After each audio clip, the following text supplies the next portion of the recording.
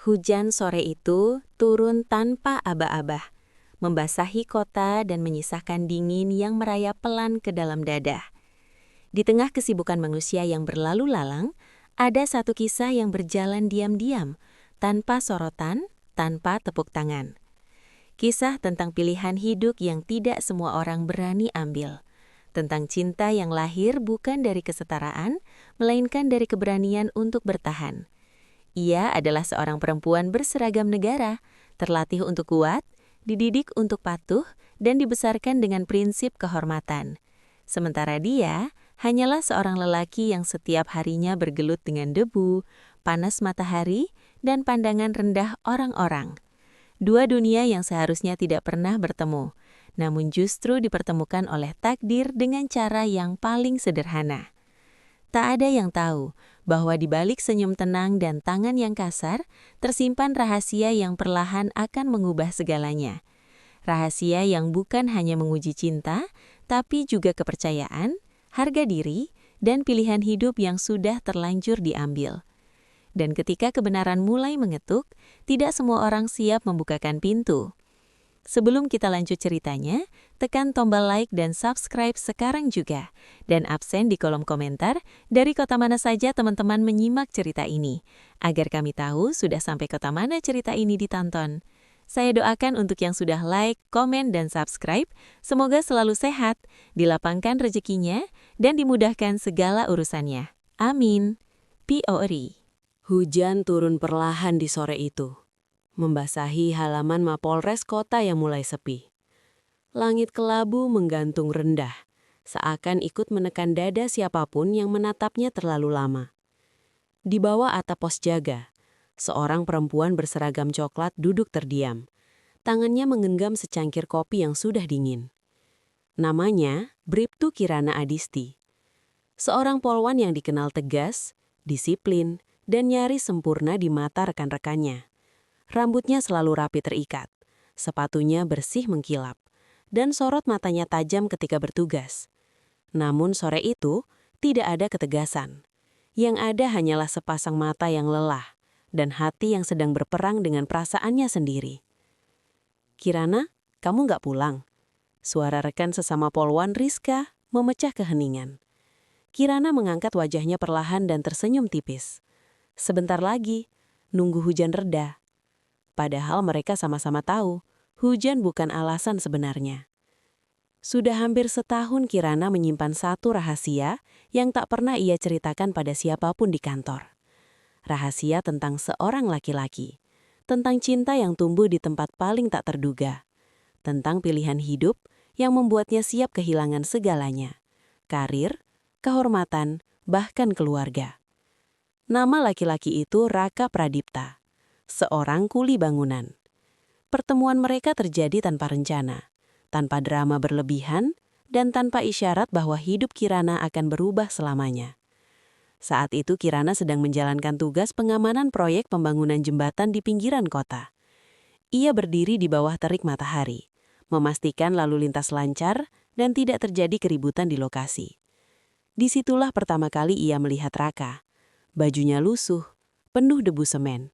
Kulitnya gelap terbakar matahari. Tubuhnya kurus, tapi sorot matanya tenang. Berbeda dengan kuli lain yang berisik dan bercanda keras, Raka bekerja dalam diam. Mengangkat pasir, mencampur semen, tanpa keluhan.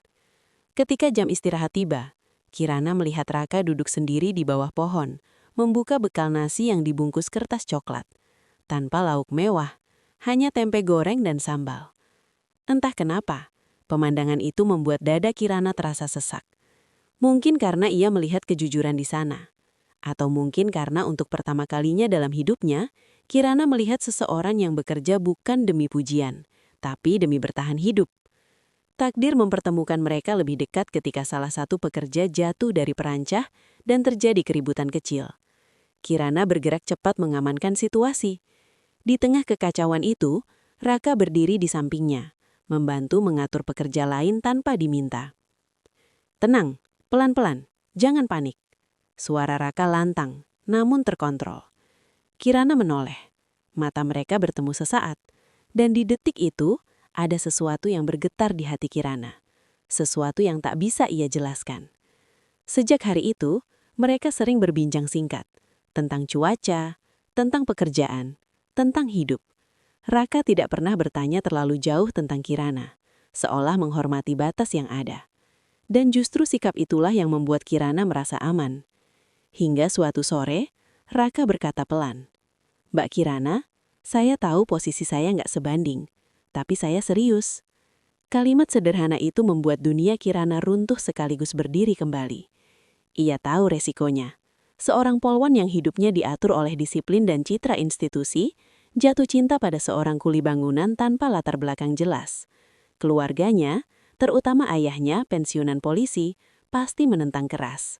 Dan benar saja, saat Kirana mengutarakan niatnya untuk menikah, rumah berubah menjadi medan perang. "Kamu gila," suara ayahnya menggema. "Seorang polwan menikah dengan kuli. Kamu mau jadi bahan omongan satu kota?" Ibunya menangis. Kakaknya menggeleng kecewa. Tidak ada yang bertanya apakah Kirana bahagia. Yang ada hanyalah pertanyaan tentang harga diri. Namun Kirana bertahan. "Ayah," katanya dengan suara bergetar, "yang akan hidup dengan dia itu saya, bukan orang-orang." Pernikahan itu akhirnya terjadi dengan sederhana, tanpa kemewahan, tanpa pejabat, bahkan tanpa restu penuh keluarga.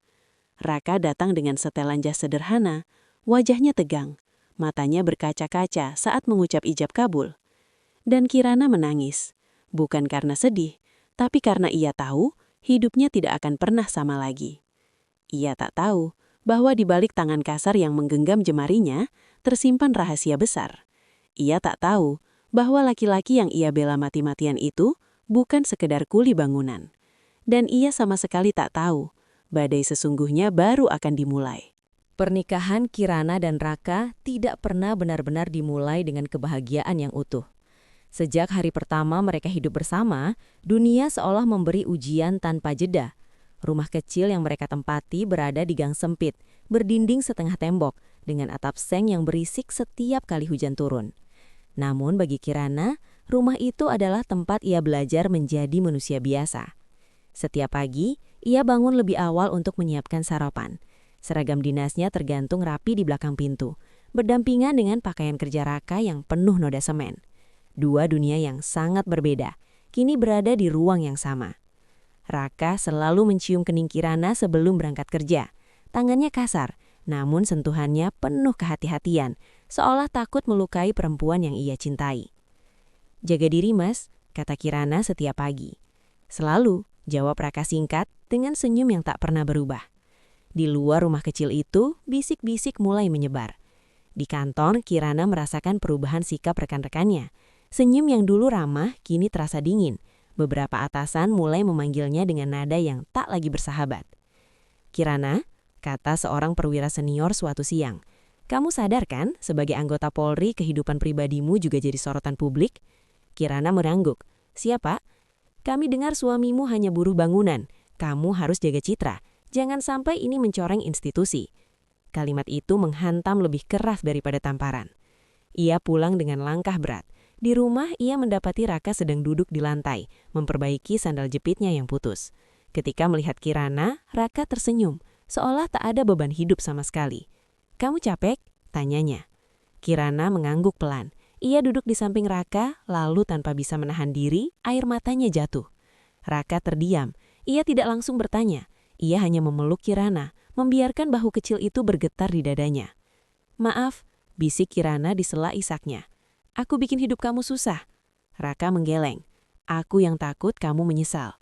Hari-hari berlalu, tekanan semakin nyata. Kirana mulai sering dipanggil untuk evaluasi. Gosip berkembang, bahkan sampai ke media lokal. Beberapa judul berita terasa menyakitkan. "Polwan cantik nikahi kuli bangunan, tuai kontroversi."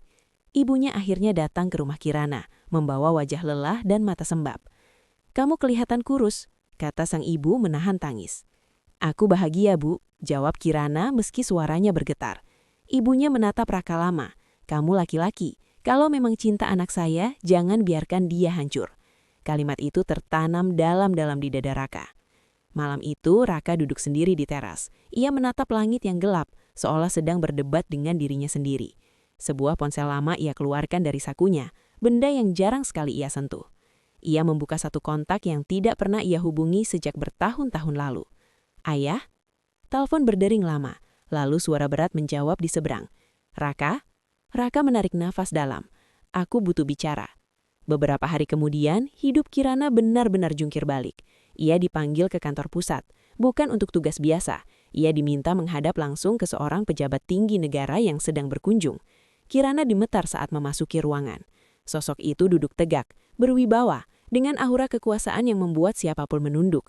Namun yang membuat Kirana hampir kehilangan kesadaran adalah ketika ia melihat Raka berdiri di samping pria itu, mengenakan setelan jas rapi, wajahnya serius, matanya tak lagi seperti kuli bangunan yang ia kenal. "Kirana," suara itu dalam dan tenang. "Perkenalkan, saya Menteri Pradipta." Kirana menoleh ke Raka. Dunia seakan berhenti berputar. "Apa maksudnya ini?" Suaranya nyaris tak terdengar. Raka melangkah maju, wajahnya penuh rasa bersalah. "Maafkan aku tidak pernah berniat berbohong. Aku hanya ingin dicintai sebagai Raka, bukan sebagai anak menteri." Kaki Kirana lemas, air matanya jatuh tanpa bisa ditahan. Semua kenangan, rumah kecil, baju lusuh, nasi tempe berputar di kepalanya. Ia tidak tahu apakah harus marah atau menangis lebih keras. Dan di detik itu, ia sadar ujian cintanya belum selesai, justru baru mencapai puncaknya. Ruangan itu terasa pengap, meski pendingin udara bekerja tanpa henti. Kirana berdiri kaku, seolah tubuhnya bukan lagi miliknya. Tatapannya berpindah-pindah, dari wajah Raka ke pria berwibawa yang berdiri di sampingnya, lalu ke lantai marmer yang dingin. Semua terasa tidak nyata. "Jadi selama ini..." Suara Kirana bergetar. "Kamu berbohong?" Raka menunduk. Tidak ada pembelaan, tidak ada alasan yang dibungkus manis, hanya kejujuran yang telanjang. "Aku menyamar," katanya pelan. "Aku pergi dari rumah bertahun-tahun lalu. Aku ingin hidup tanpa bayang-bayang jabatan ayahku. Aku ingin dikenal karena keringatku sendiri." Air mata Kirana jatuh satu persatu, bukan karena Raka anak menteri, tapi karena ia merasa kecil, merasa dibodohi, merasa seluruh pengorbanannya seperti kehilangan makna. "Aku berdiri melawan keluargaku," katanya lirih. "Aku hampir kehilangan pekerjaanku. Aku dihina, diremehkan, demi kamu." Raka mendongak, matanya merah, suaranya serak. "Aku tahu, dan itulah dosaku yang terbesar." Menteri Pradipta akhirnya angkat bicara. Suaranya tenang, namun berat. "Anakku keras kepala. Dia memilih jalan yang sulit. Saya tidak tahu dia akan menikah, apalagi dengan seorang polwan." Kirana menatap pria itu. Tidak ada rasa kagum, tidak ada rasa takut. Yang ada hanya satu pertanyaan di kepalanya. Apakah semua penderitaan ini akan dibayar dengan kejujuran? "Ayah Raka," Kirana berbicara dengan suara tegas, meski matanya basah. "Saya tidak menikah dengan jabatan. Saya menikah dengan laki-laki yang pulang ke rumah membawa bau semen dan senyum lelah." Ruangan itu sunyi. Raka melangkah mendekat. Ia berlutut di hadapan Kirana. "Jika kamu ingin pergi, aku terima. Jika kamu ingin membenciku, aku pantas." Tangannya gemetar saat menggenggam ujung celana Kirana. "Tapi cintaku padamu tidak pernah palsu." Kirana menutup mata. Ingatannya berlari ke masa-masa kecil. Nasi tempe, rumah bocor, pelukan hangat saat ia menangis. Semua itu nyata. Semua itu tidak mungkin dibuat-buat. Perlahan, ia menunduk dan mengangkat wajah Raka. "Kebohonganmu melukaiku, tapi cintamu menyelamatkanku." Ia menarik napas panjang. "Aku tidak menikah dengan kuli, tidak menikah dengan anak menteri. Aku menikah dengan Raka." Tangis Raka pecah. Ia memeluk kaki Kirana erat seperti orang yang akhirnya menemukan rumahnya kembali. Hari-hari berikutnya tidak langsung mudah.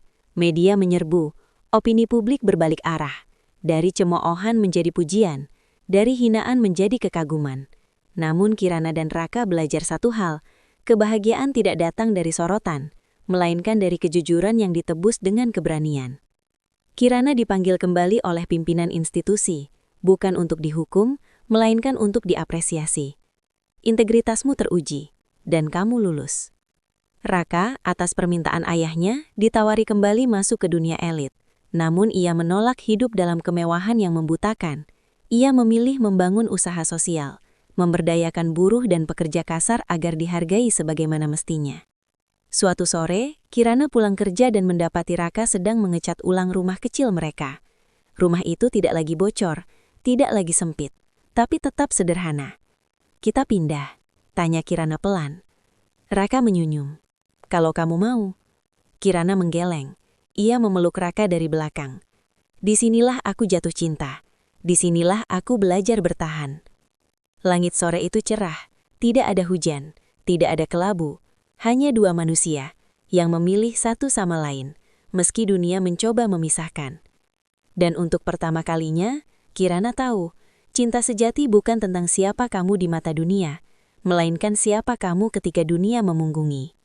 Tamat.